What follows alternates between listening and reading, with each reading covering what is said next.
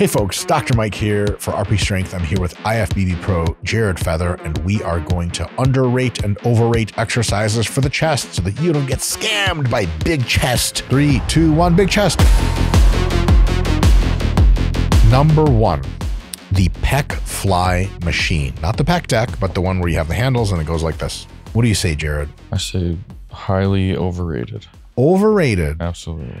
I say also overrated, but maybe not highly. Why do you think? Give me your logic. Cable systems exist, free motion, and it's just something that is in kind of every one of those hardcore bodybuilding videos you see. Every bodybuilder puts it in their program. It's almost like a weird bro attachment to it. And I understand, like, it's a decent exercise, but none of them are really setting it to the correct setting to begin with. It's just they really like the peak contraction on it. Yes, people hold the top. That's why they use it. Yeah. So that's why I call it overrated. There are just better things, especially ways you can place the cable systems that emphasize the stretch a little better. Yeah. And you can get more out of it. Yeah, the emphasizing the peak contraction at the top is kind of wasting energy you could have best used at a lengthened position, which will grow you more muscle. Yeah. It's a fine exercise. It's just a lot of people think it's like goated, but it's really like, maybe it's like a pony instead of a goat. I think it's overrated. Overrated. The Pec Flye Machine is overrated. And for exercise number 2, we have put on the list the Incline Dumbbell Press. What say you, Dr. Mike? It is overrated. Damn it. I was going to say overrated because I thought you'd say underrated because you were going to explain all the nuance. I know what you're going to say, Jared.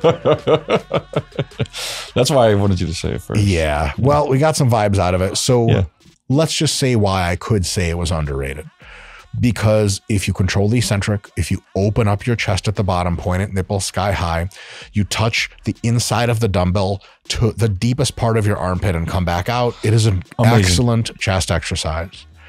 But I would say it's overrated because it seems to fill this hole in bodybuilders' brains of what do we do for chest today about 90% of the time. Exactly. It's the same thing. They do it wrong a lot.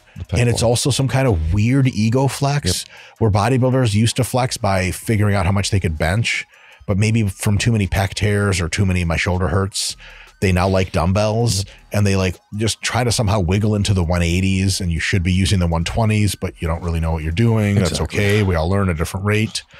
Nick Walker, who can dumbbell bench more than almost any human, once he got clued in on the RP way of doing things, he's doing like the 120s. Biggest chest he's ever had. He's doing it right. There's just some kind of manhood energy going on with partial middle of the ROM. 8 people help you into position incline dumbbell press that I can't explain. Jared, you're around this kind of thing. What do you think? Yeah, it's the same weird bodybuilding ego attachment thing with the Pec Flye, like the machine chest fly. What are the only, like if you could only do 10 exercises for the rest of your life, for one for each muscle, every bodybuilder I've ever seen talk about that puts the incline dumbbell press in there. Incline dumbbell press? Yeah. I'm like, why? Why? Tell me why. And it's because of the ego shit. It's like they know they can do somewhere from the 150s to 180s for whatever shitty half reps that they want. Yeah. Like they're yelling at it. I get it. Cool. Spirit energy, whatever. Branch Warren, channel it. A lot of spirit energy. But yeah, overrated for that manner, but the way we do them is underrated. Number 3, the low incline cambered bar bench press. It's not even rated. Right. By most people. Yeah. Which makes it highly underrated because it's one of the best exercises you could possibly do for a loaded stretch. It automatically puts you into the position of the best possible dumbbell press incline, but with a more stable implement, a definitive end range to the range of motion, and more safety because someone can drag it off of you and it doesn't wobble. The low incline camber bar bench gives you an unreal stretch. It gives you a way to easily progress with a barbell movement. You learn the technique and really get a good mind muscle connection after a while. And that camber punishes your chest. Absolutely. And you still get to feel hardcore. You're doing a barbell. You're doing the incline. Hell yeah. What's not to love? It's amazing. You're practically Dorian Yates at Temple Gym in the early 90s. Drive it up! This guy's keep drive again! Number 4, we are going with dips just traditional dips on a dip station. I'm going to do something catty. Overrated. All right. I'm going underrated. You're going underrated. Yeah. There are certain people who get very passionate. Oh, yeah, I know. And attach themselves to one vibe of training. Yeah. And then there's an old saying that some smart person said, try to make things as simple as you can, but no simpler. Yeah. Which means if you condense your world model to where you're chopping parts of it off, it no longer describes the world. And so there are folks that are like, Girianda dips, man. It's all you need. I've been telling people since the 60s, bro. You get some wide grip dips, the best chest workout of your life. Even trains your upper pecs somehow. And you're like, but the mechanics of that. Yeah. And so a lot of people find some hardcore, often calisthenic-y exercises and just die on the vine. Yeah. That's why I think they're overrated in that demographic. Right, but you have a really great retort to that, because for everyone else, it's an amazing exercise. It hits awesome parts of your chest, like sternal parts and things like that, not the upper parts, like right. The old man wisdom. A little bit, trying but nothing to write home about. So it just overall is an amazing pec exercise to do, because you can get so deep in the stretch, and man, you can do quite a bit of volume on that exercise and stay pretty damn safe. Yeah. Great for joint health, especially whenever you're doing it super duper control. Go as deep as you can. Yep. Yeah. So I would definitely say people are not doing it enough, especially in the fashion that you would see, like, it's kind of like what we put people through our videos. Yeah. Exercise number 5 is the deficit push-up, where you put some kind of padding or some kind of elevation and you put it around your shoulder width area and you do a push-up way into the depths. Jared, overrated or underrated? It's underrated, Mike, because you're a 250-pound bodybuilder and I tell you get on the floor and do some push-ups, and what's your response? Sir, yes, sir. You raised me well. Oh, you mean like bench press, dumbbell press, push-ups? Man, that's something they do in yoga class. I'm not gonna weak, dog. Take 6th at the NPC Sub-Junior Masters Police Fire Division of the NPC Nationals in Guatemala if I do this. Yeah, it's not hardcore. It's tough to get bodybuilders to do pull-ups and push-ups, mostly because they've deluded themselves that they're strong relative to their body weight, like I have deluded myself. And it's tough ego pill to swallow when you can do 10 of something that other children can do 12 of. Exactly. But remember, you're a bodybuilder. You can curl those children into the sky and they're scared of you when they run. Deficit push-ups are actually really magical, because not only do they let you put a lot of tension into the huge stretch component and get a full range of motion for a big stretch, because of the way the leverage works with gravity, that as you push up, it's easier. So not only is it a ton of tension at a lengthened position and a huge stretch at the bottom, but it's the most tension you'll experience there, and a little bit less tension as you're coming up to the top parts, which means the exercise auto prioritizes exactly for that. Like the incline cambered bar press is even tension all the way through. Obviously, that's still amazing, but push-ups literally leverage you to being easier at the top rather than the bottom. And man, that's just really hard to beat, you know? Yeah. They're compatible with so many modalities. You can do my reps on them, my rep match. Especially intensity technique wise, like they're so amazing. You can set up like the implements like in 2 seconds of just putting some yoga blocks down. You don't even need a machine. Yeah, and the added chest volume, that deficit just hits your chest so fucking well that there's a lot of like linked and partial stuff you can do at the end that takes the triceps a little more out of it. Yes. Which is even better. So hang out down there and do like bottom third until you can't move. Flip over like a dying seal and then have someone else get you out. It really is awesome for so many reasons. And I think a lot of people maybe will struggle with it because they're so strong that as a first movement, it's so you can do for 30 reps. Do it as a second or third chest movement and you're golden. Underrated. Give it a shot. It's really, really awesome. Number 6 is the barbell bench press. What? Now, you both better say it's underrated, because the way in the 1970s we'd slap beef on people's chests before sending them into pointless wars of, you know what I'm saying, expeditionary wars the United States fought, is bench pressing. You put your benching jacket on, as Coach Derek Wilcox likes to say, and you get to going. What do you think, Mike? Dr. Mike Isertel on the barbell bench press. Underrated in today's climate. Underrated. Oh, Underrated. You've changed my mind. No way. With today's but climate. You can see it, right? Today's climate. Today's climate. Yeah, absolutely. I agree. Like for years and decades, it was overrated. We did, in my top 5, I did say that. It is one of my favorite exercises to do. Yeah. But I also have that attachment to it. 5 to 10 years ago, probably would have been the opposite. Yeah. But everybody is somehow tying pec tears to bench pressing for no fucking reason. And there's a lot of evidence-based guys that are unfortunately spreading this nonsense. Yeah. It's a fucking great exercise, man. It's a great exercise. It leverages you to use your whole chest. It is really hard at the top. It's easier, hard at the bottom, easier at the top by design. Especially if you reach your bar to the chest. Yes, if you have good arch and retraction. In most cases, if you have a good arch and retraction, it doesn't hurt your shoulders. If you have a controlled eccentric and a full pause all the way at the bottom of your chest, it not only stretches you well, but it prevents any kind of injury from happening. It's really easy and understandable to have taken exercise that can really be fussed with and messed up.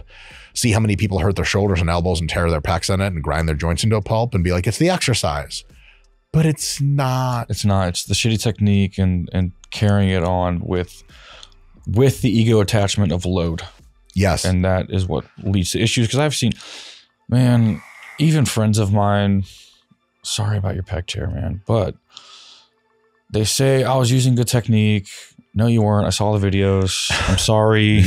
Like, they're just not controlling that last bit. Yep. And when your fibers are not used to handling a load, yeah, that's when you run into fucking issues. And that's what the problem is. Yeah, with that you're exercise. skipping that last bit. It gets too heavy. Your and fibers that's what are most like, people are doing. Nobody's tearing their pec on the concentric, man. Like, it's tough. It's the concentric with not being able to get the load, and then it comes back down forcefully. It goes boom, and they pop it, and then it goes bloop. It's like the very beginning of the concentric because you haven't adequately slowed it down, paused, and went. It's also a load management issue. It's mostly the eccentric. Here's also the thing with pec tears. Touch your chest. Sets of 5, sets of 1, sets of 3. Dumb. Yeah, you can pop your pecs, bro. Powerlifters, saying that's just what you got to do. Yeah. But for bodybuilding, you could just never do any reps below 12 in the barbell press. The biggest pumps of my life categorically have been with the regular flat barbell bench press for sets of 15. 100%. 100%. And you ain't gonna get hurt with sets of 15. It is just almost certainly not gonna happen. Especially if you're doing consistent slow eccentric, especially at the bottom range of motion technique. Like, it's not going to happen, guys. If it does, it's because you're just over fucking trained.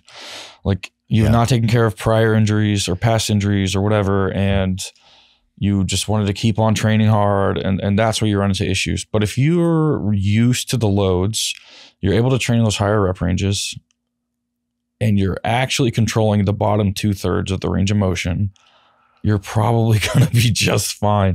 But every time I see somebody, even when they say they're using good technique, I'm like, dude, this could have been cleaned up at least 2 times. Like, and lighten the load, and all of a sudden your probability of injury is almost nothing. Yeah. Probability of catching a good pump is almost 100%. Yeah.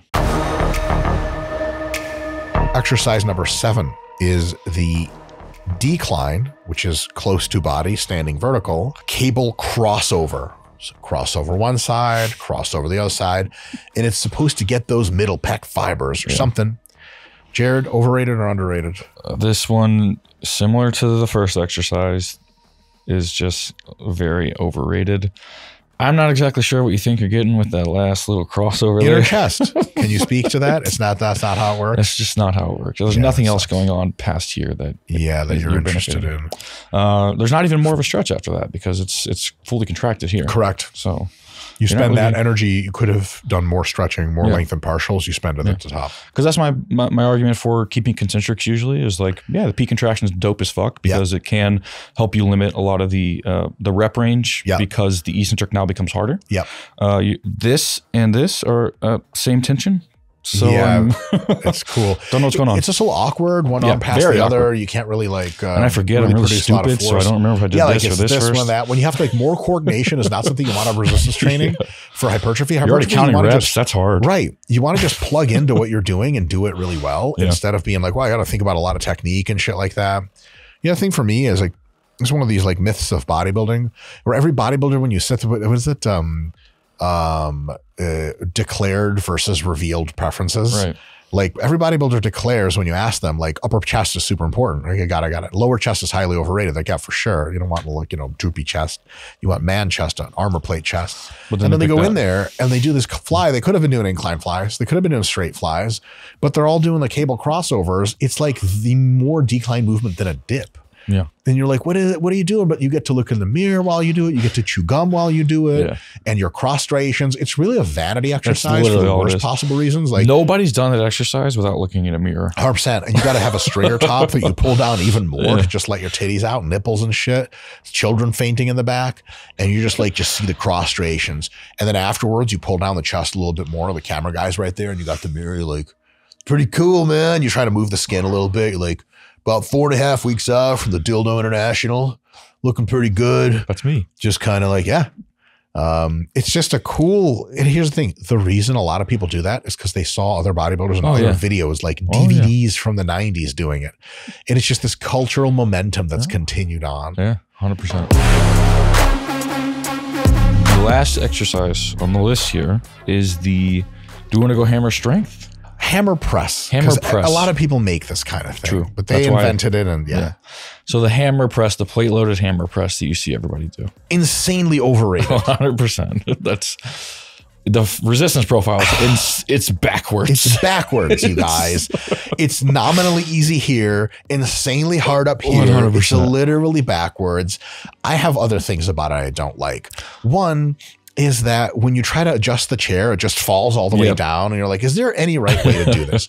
You adjust the chair and your entire Cossack's area sits on just the pole. And you're like, this hurts. And half the time it's like the ridges of the seats just go right into your ass. And also, if you grab appropriately close to get a deep stretch at the top, you're like doing some kind of like partial close grip. If you grab appropriately wide to have a good top end experience, your shoulders are popped out of their sockets at the bottom.